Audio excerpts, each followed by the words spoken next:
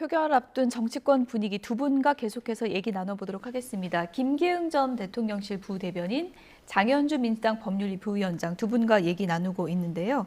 김계응 부대변인님 나와 계신데 조금 전에 이제 의총 잠시 휴식 시간이 있었고요. 네. 의원들 얘기를 좀 들어보니까 조경태 의원 같은 경우에는 예상보다 많은 소신 투표가 나올 것 같다 이렇게 예상을 했더라고요. 제가 볼 때는 여당이든 야당이든 예. 그다음에 언론에서 봤을 때 이번에 가결 가능성이 높아졌다 그런 예측은 많이들 하고 있지 않습니까? 아무래도 의총장에서 다양한 어떤 의견들이 있을 것 같고 오늘 상황에 대해서는 예전보다는 찬성에 대한 목소리가 공개적으로 좀 나왔을 가능성이 좀 커지고 있다고 봅니다.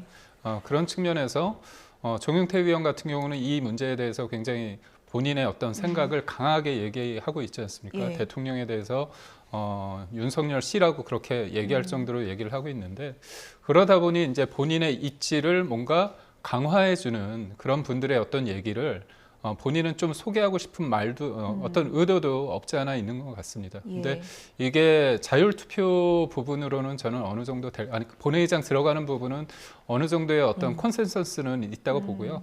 이게 당론이 될지 아니면 전반적으로 의원들이 이제 개개인이 헌법 기관인 만큼 나라를 위해서 아니면 국민을 위해서 양심에 따라서 소신 투표를 할 수 있는 그런 방식이 될지는 좀 봐야 될 것 같습니다. 고동진 의원 같은 경우에도 지금 보니까 전부 다 좀 들어가는 쪽으로 의견이 모여지고 있다. 거기에 무게가 실리고 있다. 이런 얘기를 했고 권성동 원내대표는 뭐 개인 의견임을 전제로 모두 표결은 참여하는 게 맞지 않냐 이런 의견을 밝혔다고 하는데 모두 본회의장 안으로 들어가면은 뭐 당초 언론의 예상보다 찬성표가 많이 나올 수 있다. 이런 예상들도 있더라고요. 그렇죠. 일단 국민의힘 의원들이 표결장에 나와주기만 한다면 그러면 좀 더 많은 찬성표가 나올 수 있지 않을까라는 기대 높아질 것 같습니다.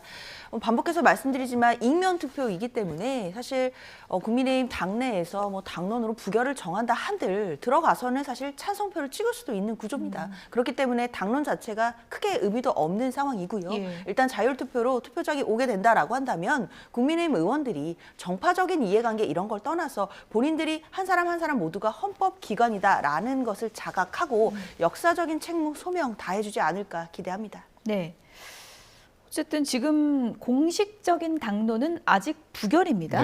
이 당론을 바꾸려면 의원 3분의 2가 찬성을 해야 되는 거잖아요. 당론을 바꿀 가능성은 어느 정도 된다고 보세요? 제가 당론을 바꾸려면 3분의 2 관련해서 의원들이 어떤 찬성을 해야 되는데 그런 과정을 굳이 거칠 수 있을지 모르겠습니다. 제가 볼 때. 그렇다면 여러 가지 바꿔야 된다, 안 된다 그거 가지고 또 파열음이 나올 수 있어서 제가 볼 때 어떤 시간이 좀 나아가는 대로 하다가 제가 볼 때는 본회의장 들어가서 사실상 자율투표를 하는 형식으로 되지 않을까 싶습니다. 시간이 얼마 남지 않아서 뭐 공식적으로 당론을 바꿀지 아니면 투표만 다 참여하게 될지 지금 의원총회가 계속되고 있는 상황이기 때문에 속보가 들어오는 대로 저희가 좀 전해드리도록 하겠습니다. 윤석열 대통령은 오늘 대통령실 출근하지 않고 관저에서 이제 표결을 지켜본다고 하는데 만약에 가결이 될 경우 어떻게 되는 건가요? 관저에 계속 머무르는 건가요? 그렇게 될 겁니다. 오늘 국회에서 탄핵소추안이 표결이 돼서 통과가 된다라고 하면 그 즉시 대통령의 직무가 집행이 정지가 됩니다.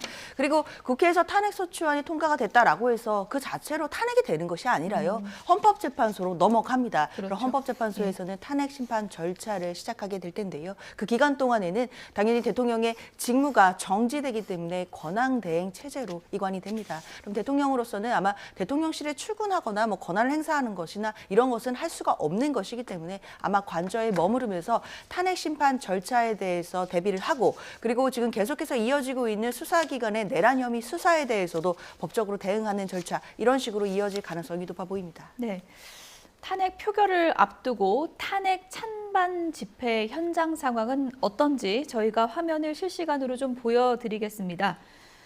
네, 탄핵 찬성 집회 서울 여의도 그리고 반대 집회는 서울 광화문에서 이루어집니다. 지금 표결이 2시간 넘게 남은 상황이지만 많은 인파가 모여 있는 것을 확인해 볼 수 있습니다.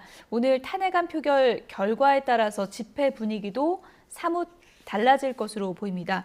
오늘 탄핵 표결을 앞두고 민주당의 이재명 대표는 탄핵에 불참하는 것은 영원히 책임져야 할 일이라는 것을 기억해야 한다라면서 국민의힘에 찬성표를 던져달라 이렇게 호소를 한 상황이고요. 국민의힘에서는 지금 의원총회가 계속되고 있는데 자율투표로 갈 가능성이 높다. 이런 의견들이 지금 전해지고 있는 상황입니다.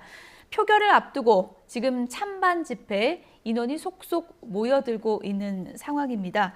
표결 결과가 나온 이후의 분위기는 또 사뭇 달라질 것으로 보입니다. 저희가 계속해서 현장 순간순간 좀 어떻게 변하고 있는지 잠시 뒤에도 좀 보여드리도록 하겠습니다.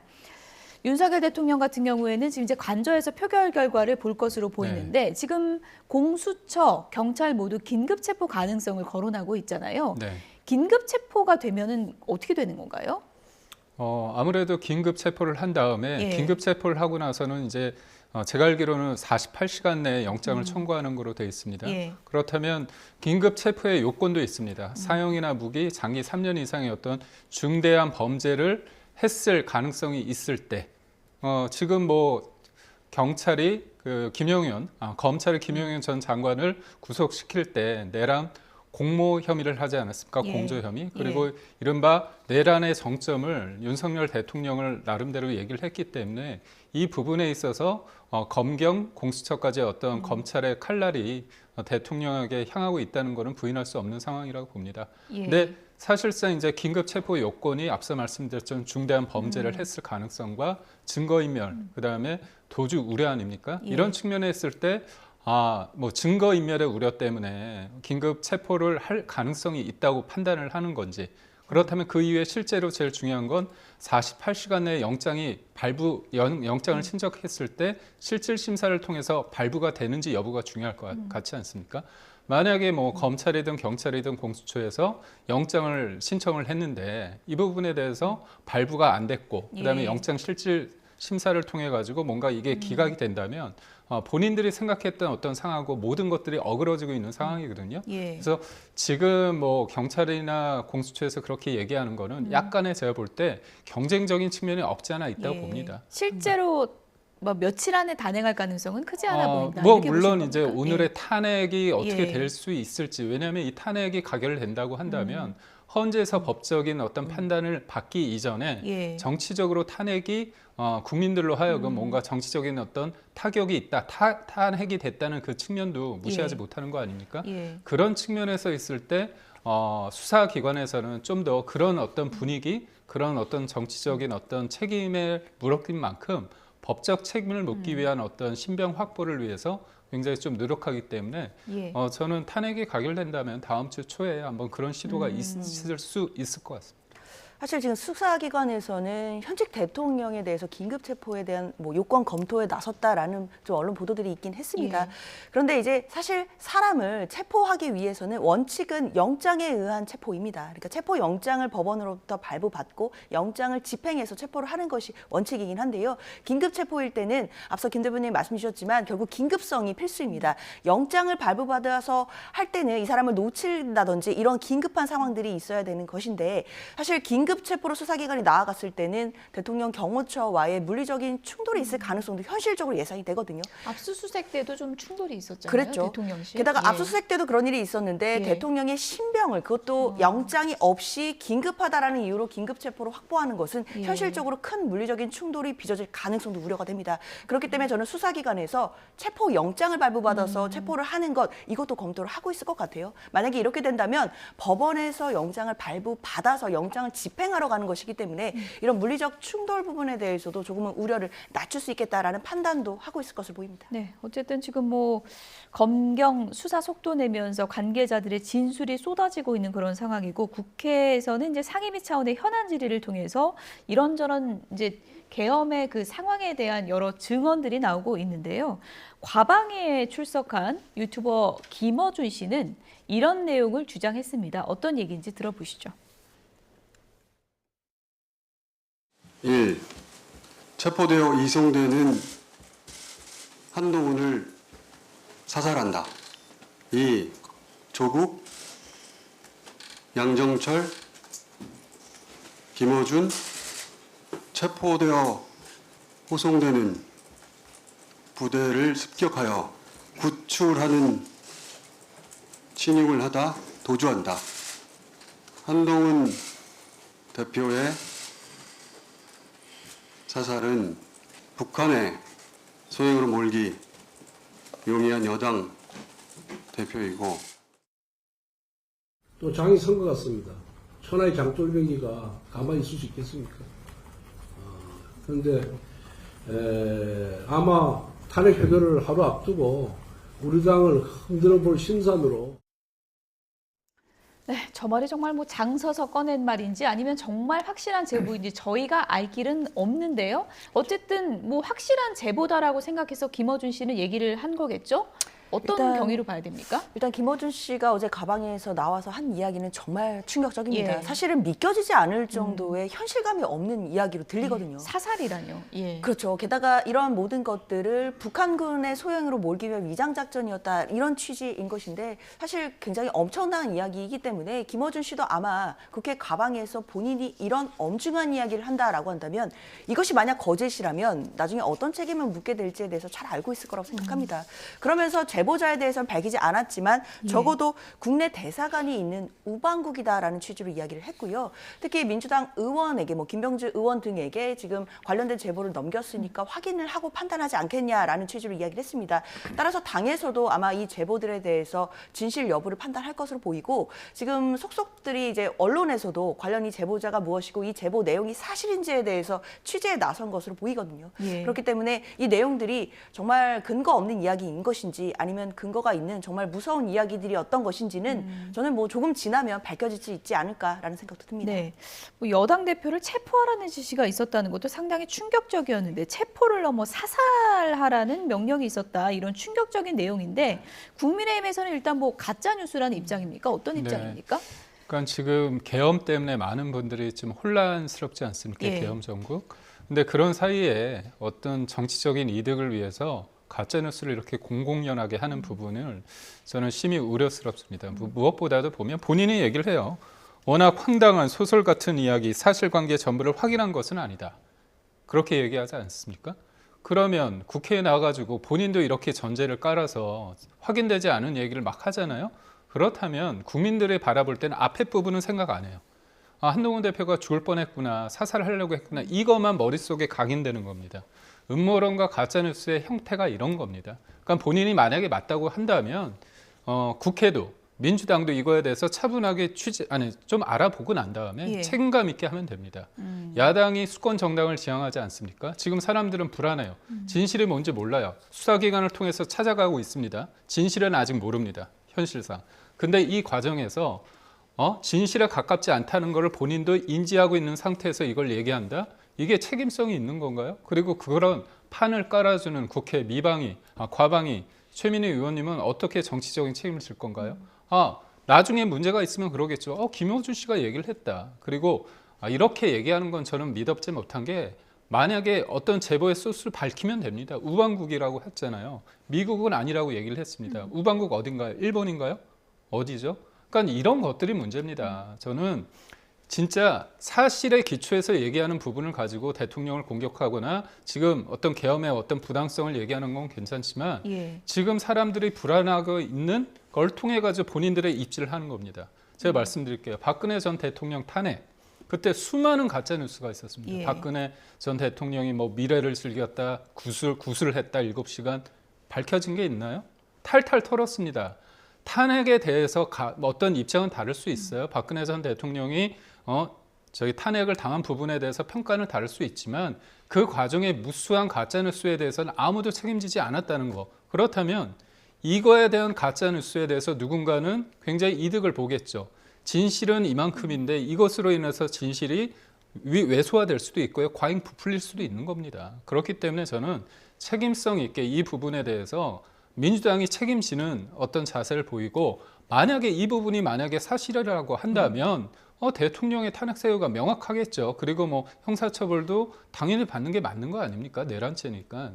그러니까 이런 부분 굉장히 중요한 부분을 얘기할 때는 책임성 있게 얘기해야 되는데 본인도 소설 황당하고 사실관계 확인 안 됐다고 얘기하는데 이거를 국회라는 장소에서 한다? 예. 이거는 정치적인 의도가 너무 다분합니다. 근데 뭐 내용이 들어보면은 그냥 사살 명령이 있었다더라가 아니라 굉장히 구체적이잖아요. 그렇죠. 이 한동훈 대표 사살이 북한의 소행으로 몰기 용이하기 때문이다. 이런 내용까지 이제 포함이 돼 있는 건데 이게 뭐 사전에 김어준 씨와 민주당이 뭐 교감이 있었다 이렇게 볼 수 있는 거예요? 교감이 있었다 이것은 좀 확인되지는 않는 것 예. 같고요. 아마 이제 민주당 의원 몇몇에게 이 제보 내용을 넘겼다라고 하니까 전 당에서도 신속하게 이 부분을 검증하지 않을까 생각됩니다. 예. 물론 이제 김어준 씨의 이야기가 너무나 무시무시하고 어쩌면 현실성이 전혀 없는 이야기 같이 느껴지기도 하지만 이런 이야기를 국회 과방위에서 정말 한다는 것 자체가 굉장히 큰 무게감이 있거든요. 그리고 이 이야기에 국민들께서 귀를 기울이시는 이유는 우리 몇 달 전만 하더라도요. 비상계엄 이야기를 민주당 김민석 최고위원이 꺼낼 때 국민의힘 의원들이 그랬습니다. 무슨 비상계엄이냐. 외계인의 침공을 대비해야 되는 거 아니냐. 이런 얘기 나왔었거든요. 그런데 이 비상계엄이 지난주에 정말 현실로 이루어졌잖아요. 국민들도 아무도 비상계엄이 이루어질 것이라고는 생각도 못 하셨는데 이미 그런 일이 이루어졌었기 때문에 사실 김어준 씨의 이런 이야기마저도 사실상 돌다리를 두드려 봐야 되는 것이 아니냐라는 차원에서 국민들이 좀 들으시는 것 같다라는 생각 듭니다. 특히 관련해서 지금 보도들이 후속 취재를 나가고 있는데 이 부분이 있습니다. 브래드 셔먼 미 연방 하원 의원이 12일에 MBC 라디오와 인터뷰한 내용들이 있거든요. 예. 그러니까 13일에 김어준 씨가 과방에 나와서 저런 이야기를 했고 그 하루 전날에 라디오 인터뷰에서 브래드 셔먼 미 하원 의원이 진행자가 그걸 물어봅니다. 김용현 전 장관이 계엄 일주일 전쯤에 관련해서 국지전을 일으키려고 했던 거 아니냐라는 이제 그런 질문을 했는데 예. 이거에 대한 답을 하면서 당시에 북한군이 위장을 통해서 국내 소요 사태 가능성을 언급을 하거든요. 사실 질문에는 그런 내용이 전혀 없었는데 예. 답변에서는 한국군이 만약에 북한군을 위장해서 국내 공격을 시도하더라도 미국이 정보 수집을 통해 충분히 이걸 파악했을 것이다라는 이야기를 합니다. 예. 사실 이 대답이 왜 나왔는지에 대해서 지금 언론이 좀 더 주목을 하는 것 같고요. 이런 부분에 대해서는 당연히 민주당에서도 그리고 수사기관에서도 언론에서도 함께 사실관계를 좀 확인해봐야 예. 되는 것은 아닌가 생각합니다. 과방위에서 나온 발언이고 그리고 탄핵 표결을 직전에 두고 나온 김어준 씨의 발언이기 때문에 사실 여부는 확실하게 좀 따져봐야 된다. 이렇게 얘기를 해주셨습니다. 지금 뭐 검경 수사를 통해서 책임자들의 진술이 계속해서 쏟아지고 있는 상황이고 그날의 진실에 대해서 여러 가지 얘기가 나오고 있는 상황이죠. 탄핵 표결을 앞두고 윤석열 대통령이 직접 나서서 담화를 통해 여러 가지 주장을 했었는데요. 그 내용을 다시 한번 좀 들어보도록 하겠습니다.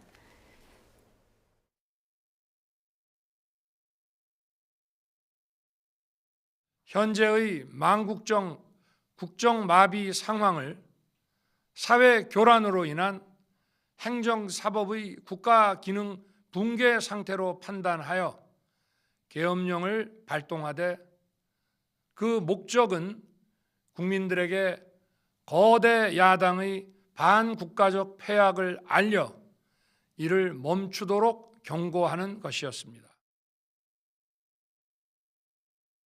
소규모이지만 병력을 국회에 투입한 이유도 거대 야당의 망국적 행태를 상징적으로 알리고 계엄 선포 방송을 본 국회 관계자와 시민들이 대거 몰릴 것을 대비하여 질서 유지를 하기 위한 것이지 국회를 해산시키거나 기능을 마비시키려는 것이 아님은 자명합니다. 도대체 2시간짜리 내란이라는 것이 있습니까? 대통령의 헌법적 결단이자 통치 행위가 어떻게 내란이 될 수 있습니까? 대통령의 비상계엄 선포권 행사는 사명권 행사, 외교권 행사와 같은 사법심사의 대상이 되지 않는 통치 행위입니다. 네, 대통령 담화가 나온 이후에 관계자들의 이제 증언이 쏟아지고 있는데 대통령의 담화 내용과 좀 배치되는 게 아니냐 이런 지적들이 나오고 있습니다. 특히 이제 국회에 소규모 병력을 투입했고 질서 유지를 위한 것이었다라는 답변은 이제 정치인 체포 지시가 좀 더 구체적으로 드러나는 상황에서 좀 맞지 않는다 이런 또 반론이 많은 것 같아요. 그러니까 우선적으로 그 내란죄 쟁점이 되는 가장 핵심적인 것은 대통령이 이 부분에서 어느 정도 직접적으로 개입을 했느냐. 예. 사실 김용현 전 장관에게 이런 것들을 포괄적으로 위임을 했는데 소위 말해서 김용현 전 장관이나 아니면 계엄사령관이 본인의 판단으로 인해서 좀 위법적인 어떤 행위를 했는지 그 부분인 것 같습니다. 그래서 대통령이 담화를 통해서 밝혔던 부분과 그날의 3일 밤 그다음에 4일 새벽까지 이뤄지는 상황을 국민들의 어떤 생방송을 통해서 봤기 때문에 거의 어떤 차이점, 인식의 차이는 분명히 존재하는 것 같습니다. 무엇보다도 뭐 특전사령관 같은 경우는 빨리 대통령이 전화를 해가지고 비화폰으로 해서 빨리 문 부수고 들어가서 국회의원 끄집어내라 그런 얘기를 했고 1차장 같은 경우도 국정원 1차장 같은 경우도 이번 기회에 확 들어서 싹 정리하라 이런 지시를 했다는 거 아닙니까? 그리고 조지옥 전 경찰청장 같은 경우도 다 잡아들여라, 개헌법 위반으로 체포하라 이런 얘기를 했습니다. 그래서 지금 나온 진술들에 비춰볼 때 대통령이 단순하게 현장에 대해서 직접적인 지시가 없었다고 한 부분에 대해서는 굉장히 대통령한테 불리한 상황임은 맞습니다. 그렇다면 이분들이 양심 고백을 통해서 진실을 말했는지 아니면 지금 상황에 대해서 처벌을 피하기 위해서 조직적으로 이분들이 입맞춤을 내서 본인은 모른다. 그냥 지시될 거고 나는 굉장히 소극적으로 행동했다. 나는 심지어 항명을 했다. 이런 주장을 하고 있기 때문에 이거는 사실 수사기관의 어떤 수사를 통해서 조사와 수사를 통해서 좀 밝혀질 부분이라고 봅니다. 김용현 전 장관 같은 경우에도 이제 이번 계엄 사태 핵심 인물이고 지금 구속돼 있는 상태인데도 본인은 지시에 따른 것이었다. 이런 입장을 또 진술하고 있는 것으로 전해지고 있거든요. 그렇죠. 일단 아무래도 지금 받고 있는 혐의, 그러니까 김용현 전 장관이라든지 뭐 경찰청장이라든지 뭐 서울청장 등은 다 중요 임무 종사자의 혐의를 받고 있습니다. 그렇다면 그 윗단계인 내란의 우두머리는 지금 공난으로 비워진 것인데 사실상 윤석열 대통령이 관련된 수개로 지금 수사를 받고 있다라고 봐야 될 것 같습니다. 따라서 김용현 전 장관도 뭐 청장들도 다 모두 대통령이 지시가 있었다라는 결국 진술을 나중에는 하게 될 것으로 예상이 되는데요. 사실 지금 계속해서 지휘관들이 당시 현장에 있었던 지휘관들이 대통령이 국회에 들어가서 국회의원들을 뭐 끄집어내라라는 취지의 지시를 했다라는 지금 폭로가 나오고 있는 상황인데 대통령만 그런 지시를 하지 않았다라고 이야기를 한다면 사실상 수사기관에서는 대통령의 이야기를 믿지 않고 나머지 일치된 지휘관들의 이야기를 믿을 가능성이 더 높고요. 그리고 국민들이 보시기에도 대통령은 국회에 가라는 지시를 하지 않았는데 그러면 아무런 지시가 없었는데 지휘관들이 알아서 움직였다라는 것인지 사실 이해하기 어려운 부분들이 있습니다. 따라서 아마 대통령의 담화문에서는 앞으로 펼쳐질 어떤 법적 절차에서 본인이 어떤 변론, 그러니까 법적으로 어떤 방어를 하겠다라는 부분들이 많이 담겨져 있는 내용이기 때문에 사실 국민적인 법감적이나 국민의 눈높이에는 좀 맞지 않는 측면들이 많았던 것 같습니다. 예. 오늘 탄핵 표결을 앞두고 곳곳에서 지금 대규모 집회가 이루어지고 있습니다. 저희가 실시간 현장 상황을 지금 보여드리고 있습니다. 지금 왼쪽을 보시면 서울 여의도 상황입니다. 탄핵 찬성 집회가 열리고 있고요. 오른쪽에는 서울 광화문이네요. 탄핵 반대 집회가 이곳에서 열리고 있습니다. 오늘 탄핵을 찬성하는 측에서는 범국민 촛불 대행진을 이어갈 예정이고요. 보수단체들이 모이는 탄핵 반대 집회도 오늘 집회를 이어갈 예정입니다. 지금 표결이 2시간 반 정도 남은 상황인가요? 2시간 20분 정도 남았군요. 2시간 20분 정도 남은 상황에서 지금 좌우에 저희가 분할 화면으로 보여드리고 있는데 집회 인원이 속속 모여들고 있습니다. 지난주보다 지금 상황이 가결 가능성이 높다는 언론의 분석이 나오면서 집회 주최 측에서는 오늘 탄핵 찬성 집회에 오늘 지난주보다 많은 사람이 모이지 않을까 그런 전망을 내놓기도 했습니다. 표결 시간이 더 가까워질수록 더 많은 인원이 모일 것으로 보이고요. 또 표결 결과에 따라서 또 양 집회, 탄핵 찬성 집회와 맞불 집회 모두 분위기가 사뭇 달라질 것으로 보입니다. 저희가 계속해서 탄핵 찬반 집회 상황 화면을 통해서 보여드리도록 하겠습니다. 윤석열 대통령 담화, 그러니까 본인이 이제 내란죄가 아니라는 점을 이제 강력하게 이제 부각하기도 했는데 만약에 탄핵이 가결돼서 헌재를 가더라도 윤석열 대통령 입장은 나는 공개 변론을 통해서 입장을 밝히겠다. 생방송 해달라. 뭐 이런 입장이라고요? 사실 이제 박근혜 전 대통령이 헌재 재판 과정에서 판단 과정에서 본인이 적극적으로 소명을 하지 않았다. 그런 어떤 해석이 좀 있습니다. 근데 앞서 이제 지난 10일에 어떤 대통령이 얘기했던 대국민 담화는 그런 표현을 하지 않습니까? 본인이 헌재에서 얘기할 것들을 변론 요지를 미리 좀 예고를 했다, 미리 설명을 했다 얘기를 하고 있습니다. 그리고 뭐 국민들이 다 아시기에 대통령은 이제 검사 출신 아닙니까? 검찰총장, 검사들의 어떻게 보면 꽃이라고 할 수 있는 그 상위 지휘부에 있는 검찰총장을 했기 때문에 예. 이 법리적인 부분에 대해서는 어떤 자신감을 보이고 있고요. 지금 이 부분에서 쟁점은 크게 두 가지인 것 같습니다. 예. 계엄을 발동한 요건이 되느냐, 그리고 또 하나는 이 부분에 있어서 계엄이 해제되는 과정에 있어서 대통령이 뭔가 이걸 막기 위해서 뭔가 헌법 기관을 국헌을 문란케 했느냐가 쟁점이거든요. 그런 측면에 있어서 엊그저께 있었던 12일 날 담화 내용을 보면 대통령이 야당에 대한 문제점을 계속 얘기하지 않습니까? 실질적으로 야당이 탄핵과 특검과 감행 예산을 통해서 사실상 윤석열 정부를 마비시킨 거 아니냐. 국가 비상사태를 할 수 있는 상황에서 내가 할 수 있는 권한은 헌법상의 개헌뿐이 없었다. 이런 불가피성을 얘기하고 있는 측면이 있고요. 또 하나는 나는 이게 예전의 어떤 개헌과는 다르다. 예. 경고를 하기 위해서 그렇다. 어떤 소위 말해서 우리가 계엄하면 딱 인상이 그거잖아요.